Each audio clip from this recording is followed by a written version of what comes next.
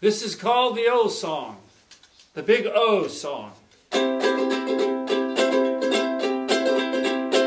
On my return from Ohio, she hit me with a damn big O. Someone tell me how'd she know that I became a gigolo? She stomped her high heel on my toe, brought an end to the do-si-do, and left my trail in the snow while wandering through Idaho.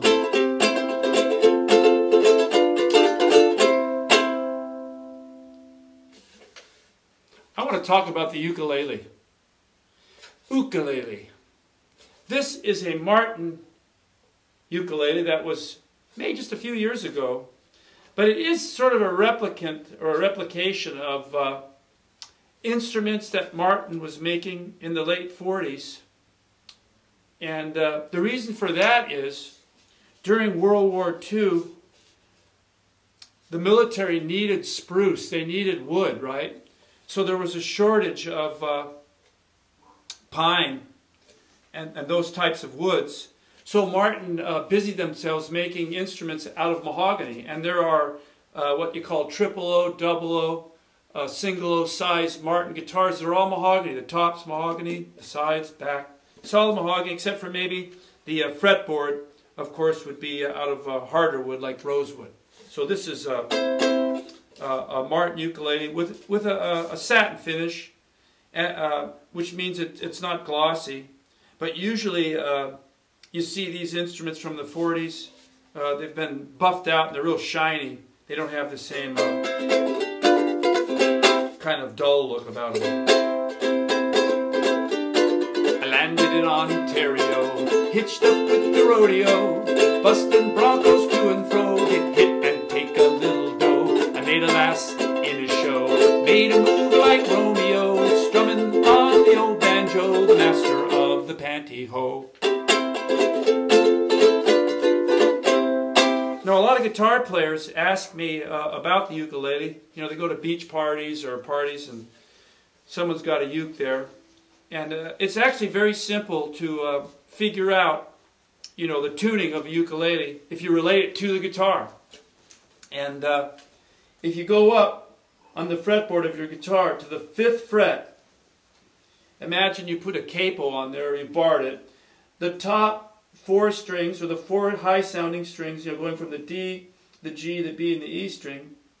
Well, those are the same notes as the ukulele strings, except for on the D string, it's an octave higher. So that that G note right there is an octave higher than it's normally supposed to be. So instead of being down there, it's way up there. Next time I ride, it's buffalo, but a wild stallion kicked me so, my voice no longer sounds mellow. Never will my balls hang low. Critics say yes, I say no. They say I'm gay and old Frisco, I wanna be an opera Joe, a walking human piccolo.